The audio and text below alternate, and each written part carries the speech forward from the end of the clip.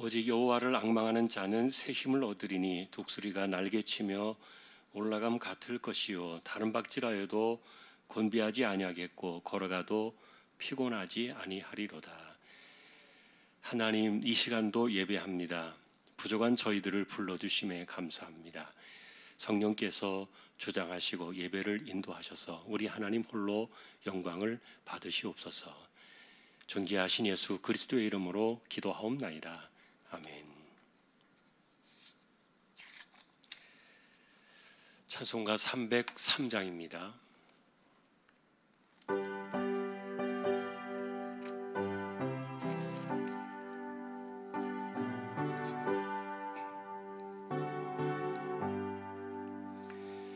날 위하여 십자가에 중한 고통 받으사 대신 죽은 주 예수의 사랑하신 은혜여, 보배로운 피를 흘려 영영 죽을 죄에서 구속함을 받은 우리 어찌 찬양 안 할까. 예수 안에 있는 우리 한량없이 즐겁고 주 성령의 위로함이 마음속에 차도다.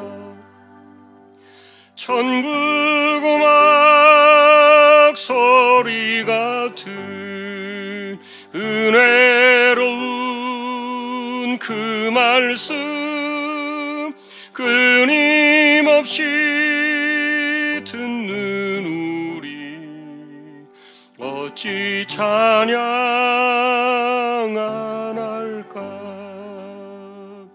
이 세상의 모진 풍파 쉬지 않고 불어도 주님 안에 보호받는 우리 마음 편하다. 늘 깨어서 기도하고 저 천국을 바라며 주님만을 기다리니 어찌 찬양 안 할까. 아멘. 이우정 권사님 기도하시겠습니다.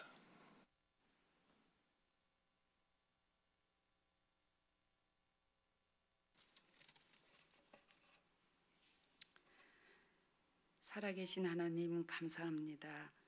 오늘도 주의 은혜로 이렇게 하나님 앞에 나오게 하심을 감사드립니다. 아무런 자격 없고 단 1%의 가능성도 보이지 않는 저희들을 이처럼 사랑하시니 오직 주밖에는 찬양과 영광을 받을 자 없나이다. 주님 홀로 영광을 받으옵소서. 원하옵기는 아직도 혼탁하고 혼란스러운 시대에 노출되어 있는 교회와 주의 백성들의 기도를 들으시는 줄 압니다. 이제 더 이상 코로나19로 우리의 일상이 위협받지 않게 속히 이때가 지나가게 해 주옵소서. 이 일로 많은 것들이 멈춰선 지가 벌써 오래되었나이다. 또 지난날에 내려주셨던 한량없던 은혜들을 회상해보며 아쉬움과 그리움에 사무쳐 회개하오니 우리들의 수많은 죄악들을 용서해 주시고 은혜를 내려주셔서 이 어려운 때를 딛고 다시 한번 주의 백성답게 일어서게 하옵소서. 하나님의 온전하신 사랑으로 두려움을 내어 쫓고 공급해 주시는 힘의 능력으로 평생을 살아가며 짓는 죄를 씻어가면서 온전한 예배자로 또한 완전한 하나님의 자녀로 거듭나게 하옵소서. 특별히 저희 주안교회를 하나님의 생명싸개로 둘러서 안전하게 지금까지 지켜주셔서 감사를 드립니다. 강단으로부터 흐르는 생명의 말씀 앞에서 죄와 병 모두를 깨끗이 씻어내는 저희 모든 성도들이 다 되게 하옵소서. 선교지를 위해서 기도합니다. 미얀마, 라오스, 네팔과 또 김포 주한교회를 주님 손에 의탁합니다. 힘으로도 능으로도 안 되나 오직 여호와의 신으로 된다고 하신 말씀 믿고 의지하오니 하나님의 선하신 뜻대로 이루어 주옵소서. 이 시간도 주혜정 목사님을 붙잡아 주시고 오직 성령께서 이끄시는 대로 말씀을 증거하게 하옵소서. 하나님의 임재와 흡족한 은혜를 경험하는 귀한 시간 되기를 원합니다. 이 모든 말씀을 예수님의 존귀하신 이름으로 기도드리옵나이다. 아멘.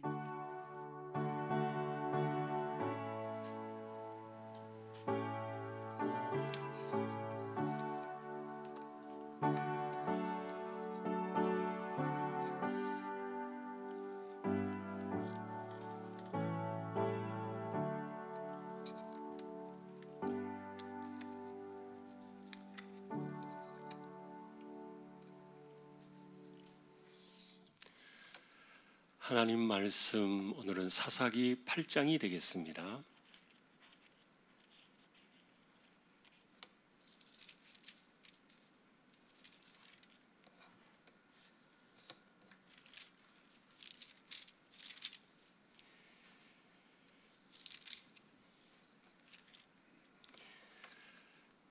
한 절씩 교독을 하겠습니다.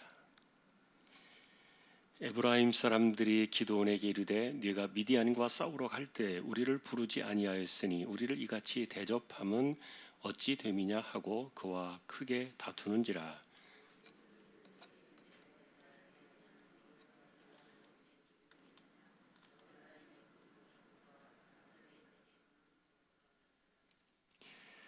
하나님이 미디안의 방백 오렙과 스웹을 너희 손에 넘겨 주셨으니 내가 한 일이 어찌 능히 너희가 한 것에 비교되겠느냐 하니라. 기드온이 이 말을 하매 그때 그들의 노여움이 풀리니라.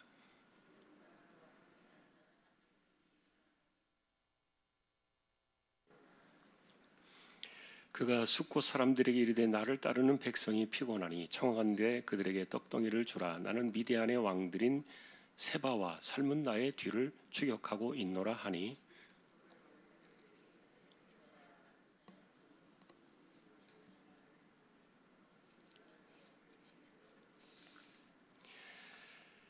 기드온이 이르되 그러면 여호와께서 세바와 살문나를 내 손에 넘겨주신 후에 내가 들가시와 찔레로 너희 살을 찢으리라 하고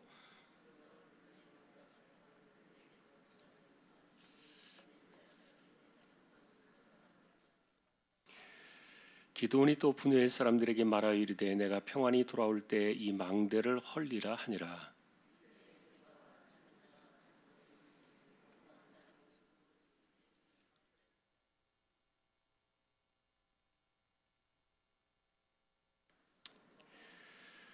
적군이 안심하고 있는 중에 기드온이 노바와 요프와 동쪽 장막에 거주하는 자의 길로 올라가서 그 적진을 치니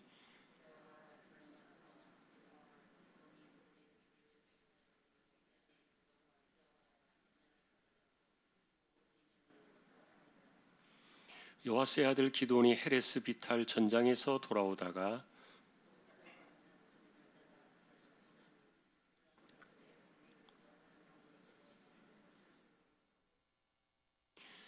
기드온이 숫곳 사람들에게 이르러 말하되 너희가 전에 나를 희롱하여 이르기를 세바와 살문나의 손이 지금 네 손 안에 있다는 거냐 어찌 우리가 네 피곤한 사람들에게 떡을 주겠느냐 한 그 세바와 살문나를 보라 하고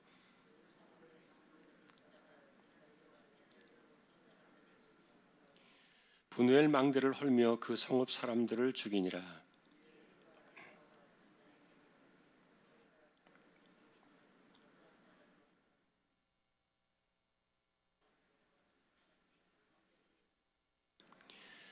그가 이르되 그들은 내 형제들이며 내 어머니의 아들들이니라. 여호와께서 살아계심을 두고 맹세하노니 너희가 만일 그들을 살렸더라면 나도 너희를 죽이지 아니하였으리라 하고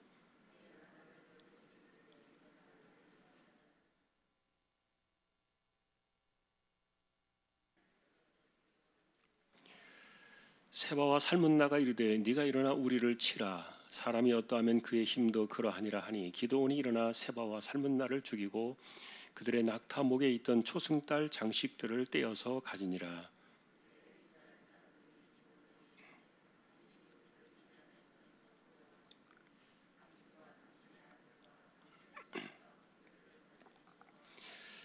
기드온이 그들에게 이르되 내가 너희를 다스리지 아니하겠고 나의 아들도 너희를 다스리지 아니할 것이요 여호와께서 너희를 다스리시리라 하니라.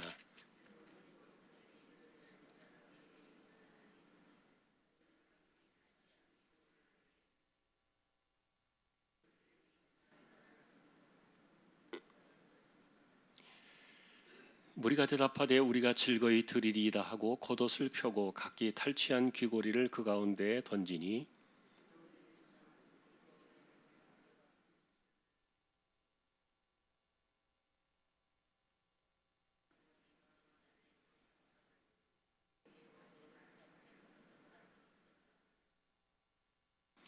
기드온이 그 금으로 에봇 하나를 만들어 자기의 성읍 오브라에 두었더니 온 이스라엘이 그것을 음란하게 위함으로 그것이 기드온과 그의 집의 올무가 되니라.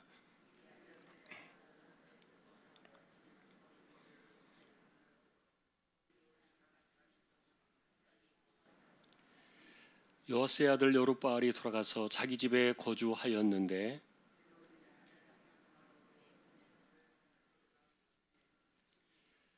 세겜에 있는 그의 첩도 아들을 낳았으므로 그 이름을 아비멜렉이라 하였더라.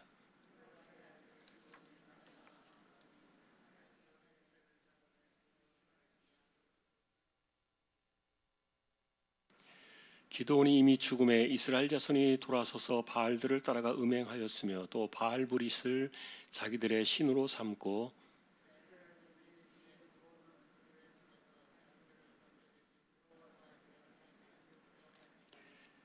같이 보겠습니다. 또 여룹바알이라는 기드온이 이스라엘에 베푼 모든 은혜를 따라 그의 집을 후대하지도 아니하였더라.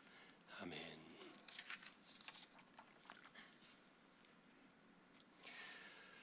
돌아오는 주일날은 세례식이 있습니다. 그리고 둘째 주에는 성찬식 예전처럼 진행이 되겠습니다. 그리고 코로나가 지금 또 주변에 또 많이 이렇게 번지고 있고 그래서 마스크 착용이나 이건 좀 사람들 많이 있는 곳에 모이는 곳에는 여러분들 항상 조심해서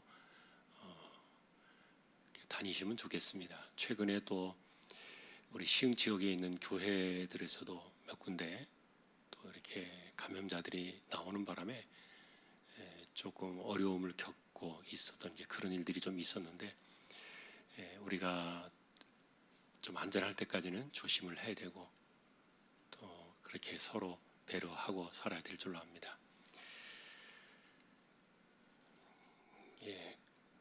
이번 주 토요일에 결혼식이 있습니다.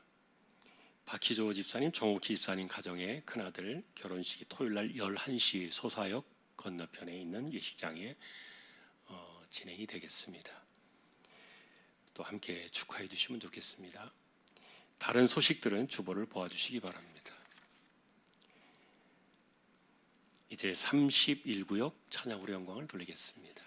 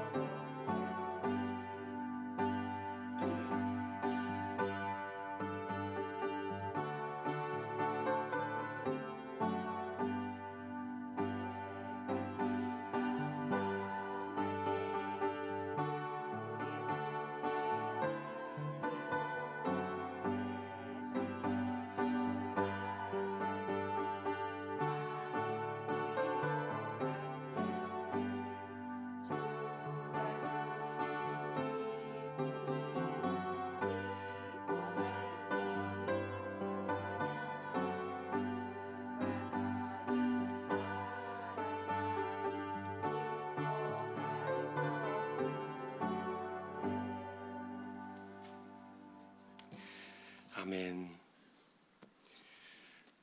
하나님 감사합니다. 31구역을 세워주셨습니다. 구역의 모든 식구들을 기억해 주시고 붙들어 주시고 이 세대를 잘 이겨나가는 믿음의 사람들 다 되게 하여 주옵소서. 말씀을 상고하려고 합니다. 부족한 총과 우리 모두에게 성령께서 이 시간 함께 하셔서 말씀의 지혜를 더하여 주옵소서. 존귀하신 예수님의 이름으로 기도합니다. 아멘.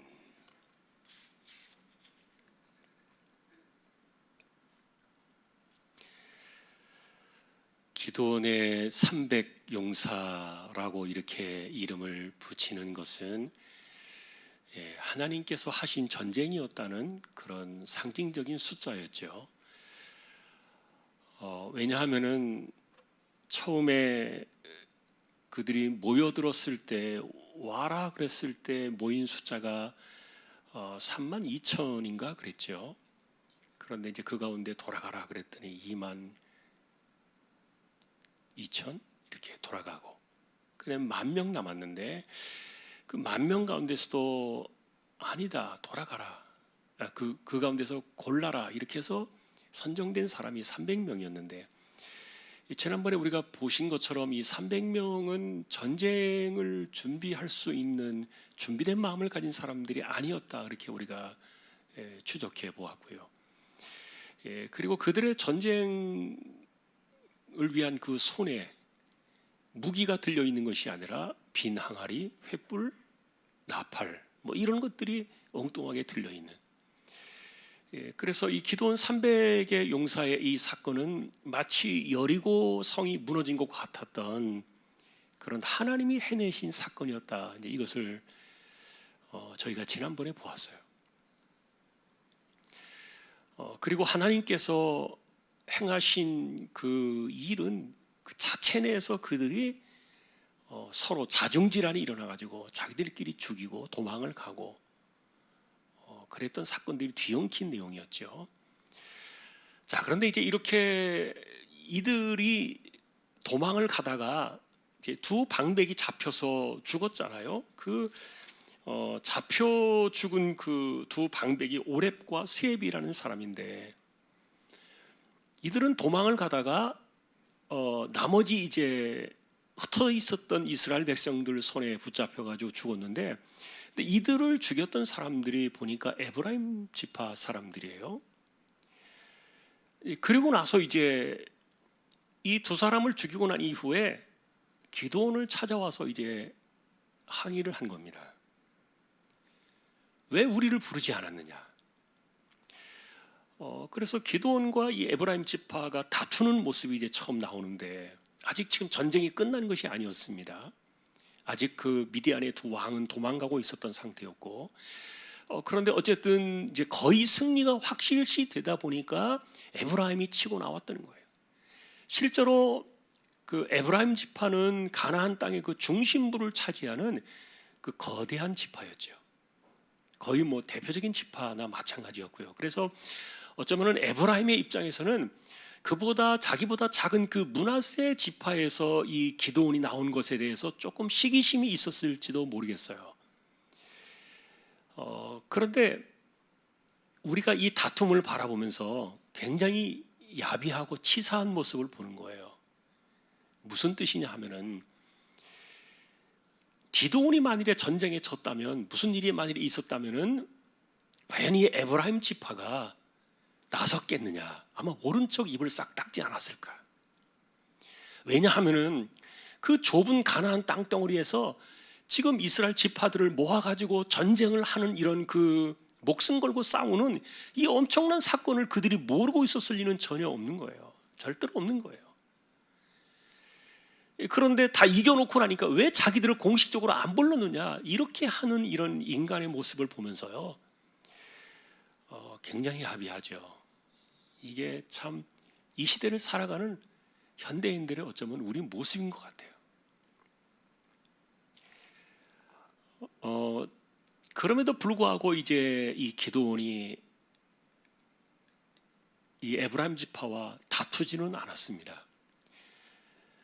왜냐하면 우리는 아까도 말씀드렸던 것처럼 실제로 이 미디안과의 싸움은 사람들의 숫자로 싸운 전쟁이 아니었기 때문에, 하나님이 행하신 일이었기 때문에 지금 남아있는 숫자가 300명밖에 없잖아요. 그들을 데리고 이제 기드온이 뭔가를 계속해서 마무리를 지으려고 하는 건데, 그래서 이제 에브라임을 아주 한껏 높여주었어요. 자기는 뭐 끈물 포도고 에브라임은 뭐 만물 포도다, 뭐 이렇게 하면서 또 그 오렙과 셉이라는 미디안 방백을 당신들이 해결하지 않았느냐, 당신과 나를 비교하면은 나는 당신의 뭐 새끼 손가락도 안 된다, 뭐 예를 들면 이런 식으로 이제 막 높여주니까 또 이제 으쓱해가지고 이제 에브라임이 화를 풀고 돌아갔다. 근데 여러분, 이런 모습들이요, 이게 사실은 사람의 모습이에요. 하나님 백성들의 모습이에요. 불행한 모습이죠. 왜냐하면 어느 누군가에게 자기보다 못하다고 생각되는 사람이 높아지는 것에 대해서 배가 아픈 거예요. 용납하기가 어려운 거예요. 참, 하나님의 은혜와 성령의 역사가 들어가지 않으면 인간의 이 시기심과 질투는 어디까지 뻗어나갈지 몰라요. 그리고 자기보다 못하다고 생각되어지는 사람이 잘 나가는 것에 대해서 굉장히 이게 배가 아픈 거예요. 에브라임 사건은 우리에게 첫 번째 그런 도전을 줍니다. 그런데 이제 어쨌든 이런 때 이 기드온이 그래도 지혜롭게 겸손하게 자기를 낮추어서 이 사건을 잘 해결했어요. 그런데 이제 그 다음부터 이 기드온의 이제 모습이에요. 여기까지는 잘했어요. 그런데 그 다음부터 나와 있는 이 기드온의 모습을 보면 완전히 180도 달라진 그 모습을 보게 되는데, 뭐냐 하면은 실제로 에브라임 앞에서는 굉장히 자신이 그 보잘것없는 존재라는 사실을 이렇게 드러내고 있지만, 그러나 에브라임을 떠나가지고 이 미디안의 두 방백, 그들의 이름이 세바와 살문나였죠. 이 두 왕을 추격하는 그런 과정 속에서 기드온이 굉장히 그 과격한 자기 확신에 차 있는 것들을 보게 돼요. 그래서 이 전쟁은 사실은 끝까지 하나님이 행하신 것이 맞습니다. 왜냐하면 이 두 사람들이 도망간 곳이 어디였냐면은 요단강을 건너가지고 갈골이라는 지역이었는데, 그 갈골이라는 지역은 실제로 이스라엘 백성들 12지파에게 할당된 땅이 아니에요. 거기는 벗어난 땅이에요. 좀 오늘날로 말하면 요르단 지역이 아마 될 겁니다. 거기가 아주 멀리 도망간 거예요. 그런데 이스라엘 땅 경계를 넘어서서 그들을 쫓아가서 잡아온 겁니다. 그리고 그들 곁에는 여전히 12,000명이 15,000명이 남아 있었고요. 그런데 이 15,000명이 남아 있었는데 300명 앞에 이들이요 힘을 쓰지 못하는 거예요. 이게 도대체 무슨 일입니까? 마치 여러분 쥐떼가 많이 있어도 고양이 한 마리 앞에 덜덜 떠는 것 같은 그런 모습이 된 거예요. 하나님이 행하신 일들이었죠. 그래서 이 15,000명을 뭐 정말 쉽게 흩어버리고, 그 가운데 죽은 사람들도 있겠지만 도망간 사람들도 있고, 이 왕 두 사람을 아주 그냥 간단하게 딱 붙잡아 왔는데, 그런데 이 왕을 잡으러 가는 이 과정 속에서 일어난 사건이에요. 이 300명이 계속해서 쉬지 못하고 그 전쟁을 치르고, 그날 밤에 횃불을 들고 나팔을 불고 횃불을 이제 막 흔들고 막 이렇게 함성을 지르고 막 그랬던 그 주역들인데, 근데 이분들이 집으로 돌아가지 못하고 쉬지 못한 채 계속해서 이제 이 남은 사람들을 추격하려고 하다 보니까 잠도 제대로 못 잤죠. 밥도 못 먹었죠. 막 피곤해 지치고 막 배고프고 막 힘들었던 거예요.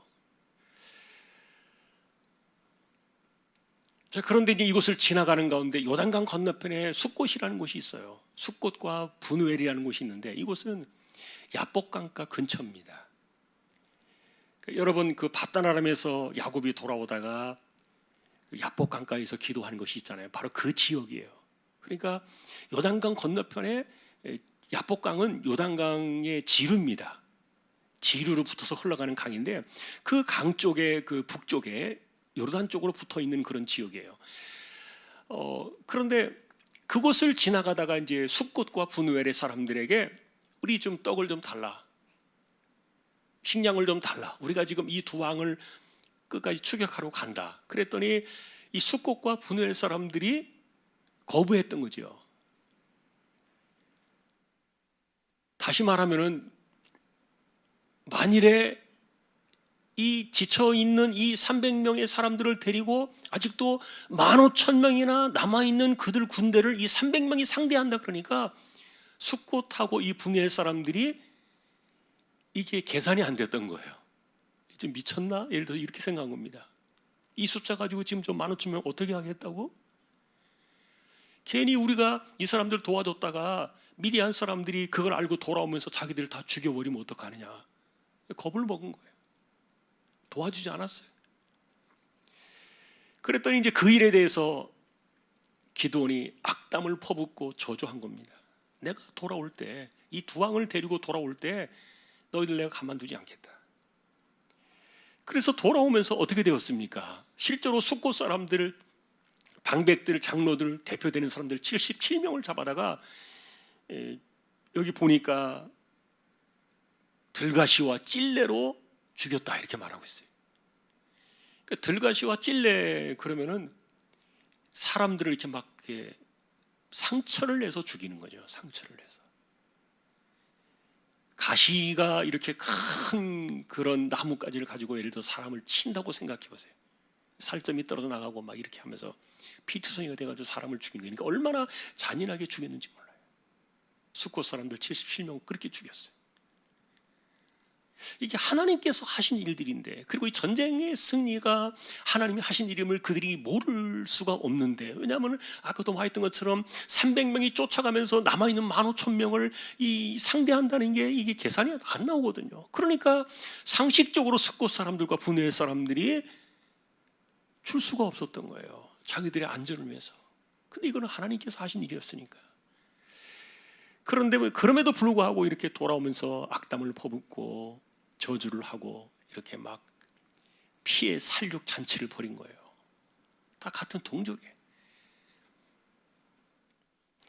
또 분야의 사람들은 어떻게 했습니까? 망대를 헐어가지고 그 성읍 사람들을 죽였다 그랬어요. 이게 기드온이 할 일은 아니었어요. 근데 이 사람이 너무 잘 나가다 보니까, 잘 나간다기보다도 승리의 이런 그 길들을 하나님께 열어두시니까 기고만장했던 거죠. 그래서 우리는 이 기드온의 승리의 모습 속에서 나타나고 있는 기드온의 이중적인 인간의 모순을 바라보게 되는데, 이 사건을 놓고 거꾸로 이렇게 돌이켜 보면은요, 왜 그가 에브라임에게 그렇게 겸손하게 자신을 낮췄는가를 생각해 볼 때 이것도 위선인가? 그런 판단도 드는 거예요. 에브라임도 아까도 말했던 것처럼 정말 나쁜 속을 갖고 있었지요. 자, 이렇게 지켜보고 있다가 만일에 기드온이 지면은 모른 척 입 닫고버릴 생각이었는데, 그러나 이제 이기고 나니까 쑥 나타나가지고 왜 자기들을 부르지 않았느냐 이렇게 자기들의 위세를 떨면서 이랬던 거, 그것은 에브라임이 워낙 세력이 커서 그런 거예요. 세력이 크니까. 그런데 실제로 이 기드온이 에브라임 앞에서 그렇게 겸손하게 했던 것은 신앙적으로 그가 하나님 앞에서 참 잘했다 이렇게 겉으로 볼 때는 보여지는데, 그러나 이제 지나가는 과정 속에서 이 기드온이 행한 일들을 보니까 이 사람이 지금 이게 강한 자 앞에서는 꼬리를 내렸구나. 이게 본래 겸손한 사람이 아니구나. 위선이구나. 이런 판단이 드는 거예요. 만일에 그것이 아니었으면은 이렇게 숫곳 사람들을 피투성이로 죽이지 않았을 겁니다. 분야의 사람들을 망대를 헐고 죽이지 않았을 거예요. 왜냐하면 그 떡 한 덩이 주지 않았다고, 자기들을 믿지 못했다고 해서. 더구나 여러분, 우리는 이 세바와 살문나 이 두 왕을 데리고 오면서 붙잡아오는, 끝까지 그들을 추격해가지고 이들을 잡아온 그 이유를 또 이야기하고 있는데, 그 이유가 뭡니까? 이 사람들이 기드온의 형제들을 죽인 거예요. 예전에 복수를 하려고 끝까지 쫓아간 겁니다. 하나님께서 그들을 끝까지 쫓아가라 이렇게 말씀하신 적이 없어요. 왜냐하면 더 이상 이제 미디안은 일어날 수 없는 상태로 주저앉아 버렸기 때문에 12만 명이 죽었어요. 12만 명이 군사가 어떻게 다시 일어나겠습니까? 일어날 수 없어요.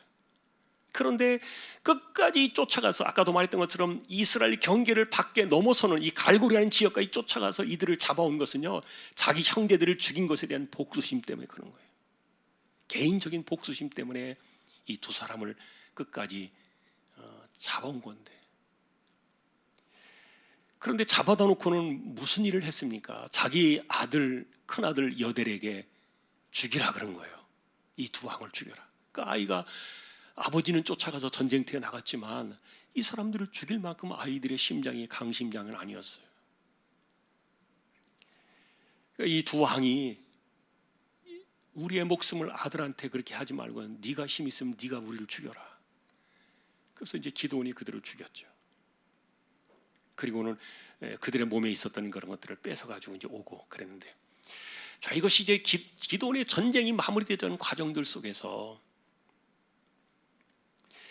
참 인간의 그런 그 속성들, 그리고 잘못된 마음들, 그러니까 복수심에 불타올랐던 거고, 그 다음에 과격한 자신감, 이런 것들, 하나님의 일들을 그런 식으로 인간의 것으로 이렇게 포장해가지고 하다 보니까 안 좋은 일들이 이렇게 많이 생겨났다는 거예요. 에브라임의 이런 그 정말 치사한 그런 모습들도 나타나 있고, 그리고 기드온의 진짜 그 진면목이 뭔가 하는 것에 대한 그것도 좀 나타나 있고요. 자, 그 다음에 이제 우리가 또 보는 그 일들을 보면은, 기드온이 이제 이렇게 전쟁을 하고 오니까 이스라엘 백성들이 이제 그 고통으로부터 벗어났으니까 다 몰려왔죠. 그래가지고 요청한 내용이 뭡니까? 당신이 왕이 되라, 그 말이었어요. 당신이 우리의 왕이 되라. 그리고 당신의 아들과 손자들이 우리의 왕이 되어서 우리를 좀 지켜달라, 이랬던 거예요.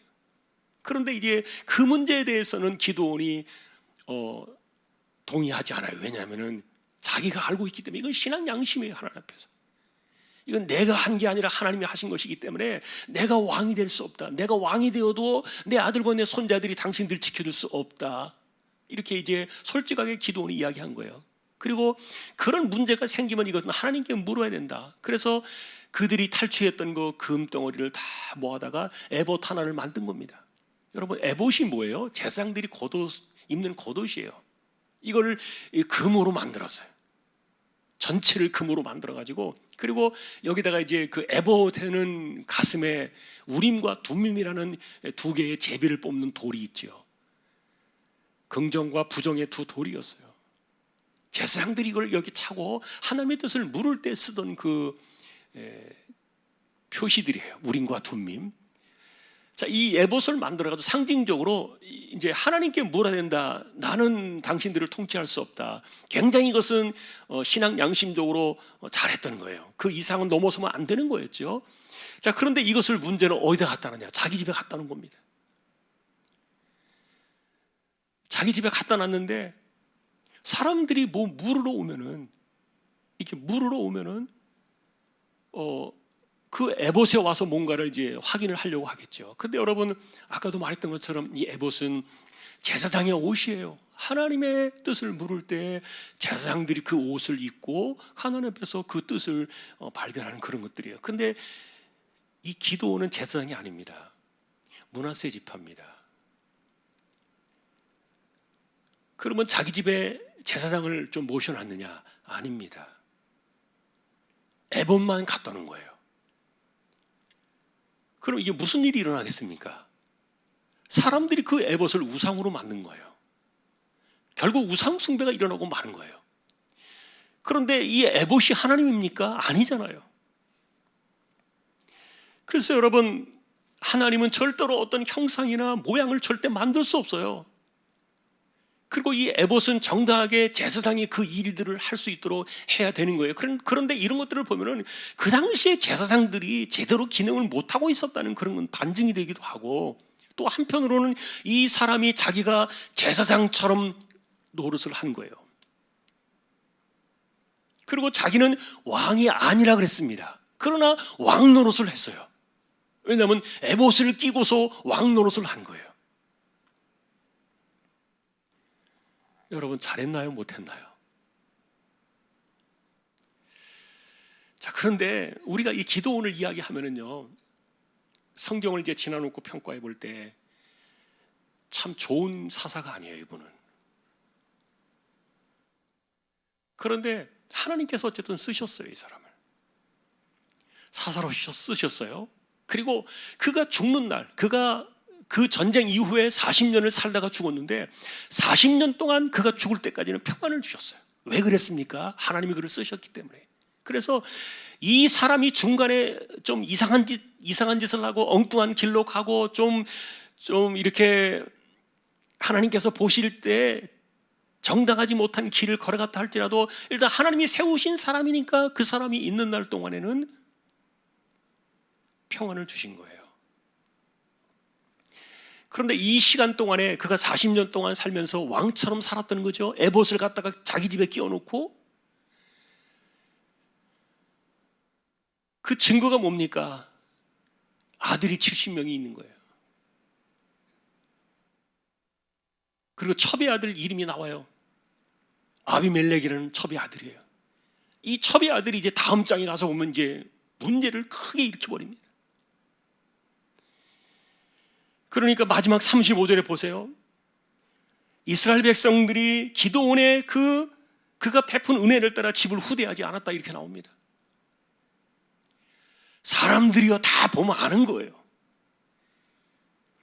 그런데 우리가 이런 모습들을 보면서 하나님이 기름 부어 세우셨기 때문에 어쨌든 하나님이 그 사사가 죽을 때까지는 지켜주셨어요. 그러나 그가 죽고 난 이후에 그 집안이 망하는 겁니다. 이런 것들이 무서워요. 완전히 망해버리고 말았어요. 그럼 우리가 다음 주에 보시면 이제 그 내용들이 나옵니다.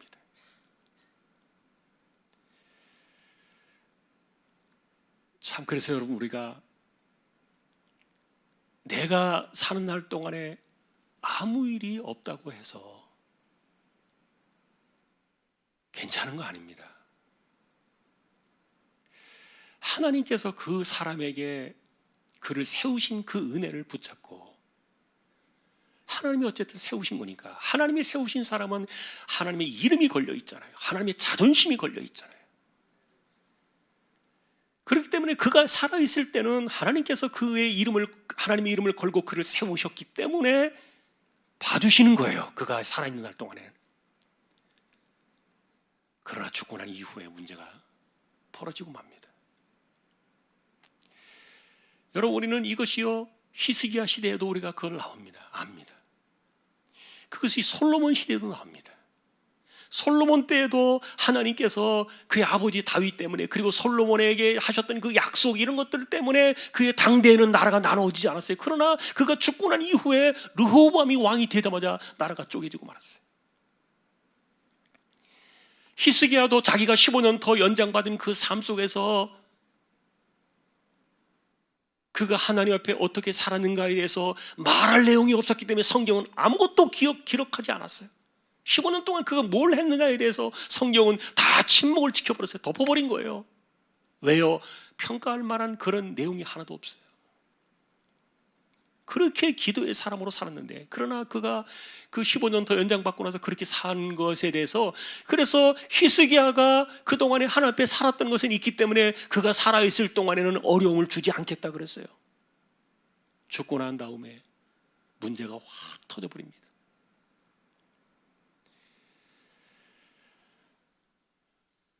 참, 하나님 앞에 지금 내가 바르게 사는 거, 지금 내가 아무 문제가 없다고 해서 문제가 없는 것이 아닙니다. 내 인생에 지금 아무런 문제가 발생하지 않는다고 해서 지금 내 삶의 문제가 아무런 잘못된 것이 없는 게 아니에요. 그것 때문에 그 후손들이 완전히 풍기박산난 겁니다.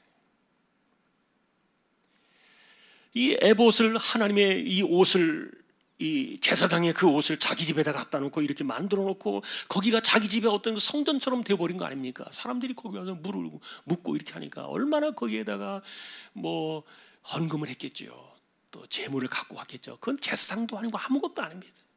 있을 수 없는 일입니다. 그런데 이 에봇이라는 곳에 이곳을 통해서 이스라엘 백성들에게 새로운 종교가 하나 생겼어요. 그것이 뭐냐면 바알 브릿이에요. 이 바알 브릿은요, 언약의 바알이라는 뜻이에요. 그러니까 하나님과 이 바알이 짬뽕된 이 세속 종교 이상한 그 사이비 종파가 생겨난 거예요. 사이비 종교가.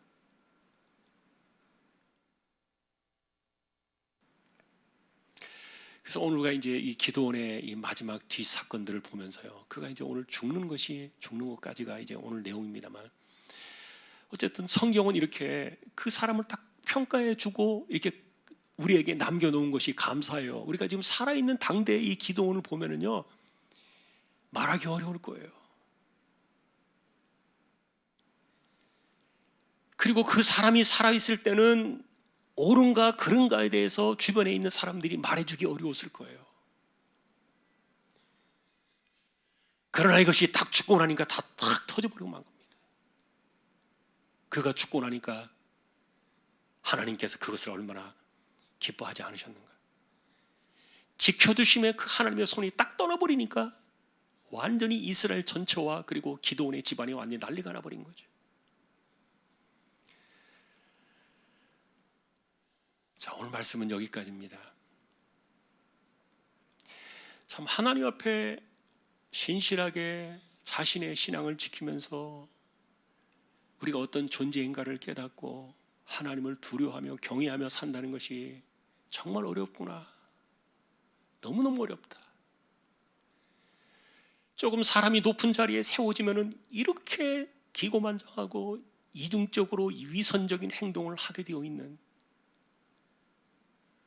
이런 것들이 결국은 인생을 망가뜨리고 집안을 허물어 버리고, 그런 모습들을 보면서요, 참 우리가 다 그런 존재입니다. 어떤 사람만 그런, 기도원만 그런 것이 아니에요. 이것은 다 우리에게 거울로 남았어요. 정말 하나님의 은혜 아니면은, 그리고 하나님의 은혜 아래 우리가 엎드려서 겸손하게 사는 존재가 아니라면은 정말 다 똑같을 겁니다. 거기서 거기겠죠. 하나님께서는 기도원을 끝까지 세우셨기 때문에 그가 죽을 때까지는 책임을 졌지만, 그러나 그 이후는 아니었다. 이것이 오늘 우리가 이제 마지막 기도원의 이야기를 보면서 내려지는 정리예요. 끝까지 우리는 우리뿐만이 아니라 자손 천대에 이르러 복을 받아야죠. 그것이 하나님이 기뻐하시는 방식이잖아요. 나만 잘 되면 되는 게 중요한 게 아니에요. 내 뒤를 이어서 내 자손들이 잘 돼. 자, 오늘도 우리는 그와 같은 교훈들을 얻으면서 하나님 앞에 신실하게 살아가기를 애쓰고 소망하는 우리 모두가 될 수 있기를 주님의 이름으로 축원합니다. 찬양하겠습니다. 327장입니다.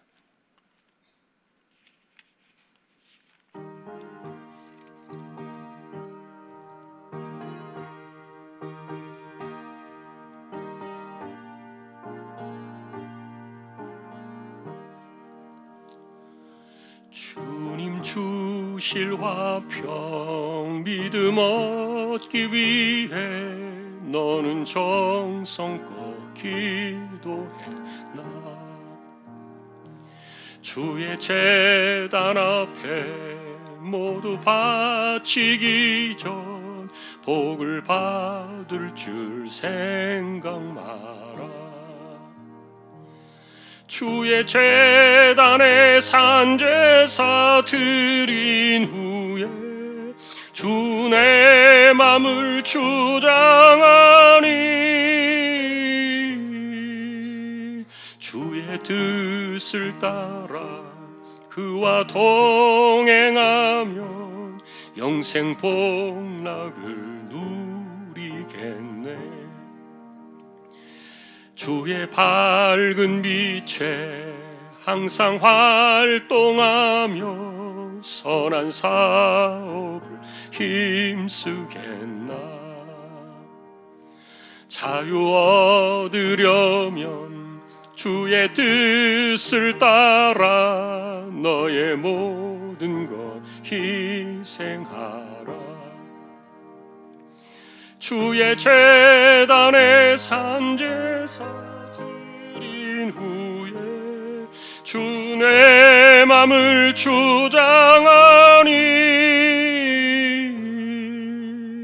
주의 뜻을 따라 그와 동행하면 영생 복락을 누리겠네. 주의 제단 앞에 모두 바친 후에 주와 온전히 사귀겠네.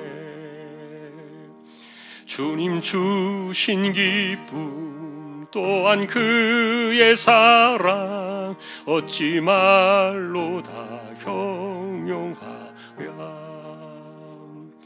주의 제단에 산제사 드린 후에 주 내 맘을 주장하니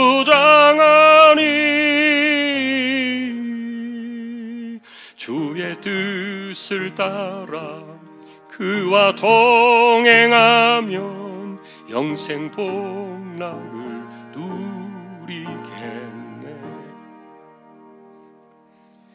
아멘. 오늘도 우리가 말씀을 생각합니다. 이것은 어느 누구만의 이야기가 아니고 하나님의 은혜를 우리가 잃어버리면 우리 안에서 일어날 수밖에 없는 인간의 본성임을 우리가 기억하며 다시 한번 우리 자신을 돌아보며 하나님 앞에 늘 바르게 서기를 갈망하는 우리 모두가 되게 하여 주옵소서. 우리 세대에 하나님이 주신 그 은혜를 기고만장하게 자기를 위하여 마음대로 쓰다가 그 이후에 하나님께서 이렇게 그 집안에 어떻게 이런 일들이 일어나게 하셨는가를 바라보면서 우리가 늘 조심하게 하시고 나만 괜찮으면 되는 것이 아님을 우리가 기억하며 언제나 우리가 신실하게 천대를 이어 자녀들이 하나님의 은혜 가운데 잘 세워지기를 바라는 거룩한 백성의 삶을 살아가도록 은혜를 더하여 주시기를 원합니다.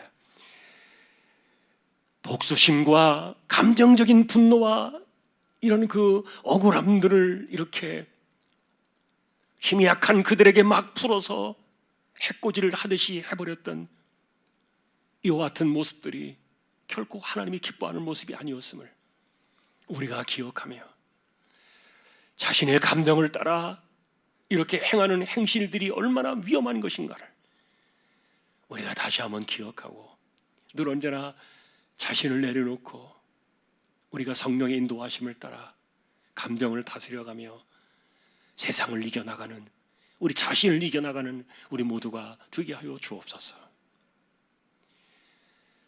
오늘도 조항의 식구들을 의탁합니다. 이재용 집사님, 최태경 청년, 신배한 집사님, 조인성 청년, 김한솔 청년, 백형래 집사님, 조말순 집사님 이들을 의탁합니다.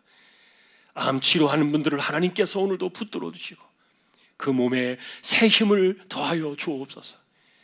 연세 많으신 분들 기력을 더하시며 맑은 정신 총기가 흐려지지 않게 하시고 코로나의 혼란 속에서도 하나님이 안전하게 무탈하게 지켜주시기를 소망합니다. 교회 안팎을 하나님이여 불쌍히 여겨 주옵소서. 또 강력한 또 델타 변이 바이러스로 인해서 또 다른 주변의 혼란들이 일어날 조짐을 보이고 있는데 이와 같은 때도 하나님이여 지켜주시고 긍휼히 여겨주시고 우리가 지혜롭게 잘 처신하게 하시고 이 세대를 살아가면서 승리할 수 있도록 이 어려움의 때를 잘 이겨낼 수 있도록 하나님 은혜를 더하여 주시고 하루속히 바이러스를 잡을 수 있는 치료제를 허락하셔서 안전한 자리로 나아갈 수 있도록 이 땅을 긍휼히 여겨 주시기를 소망합니다.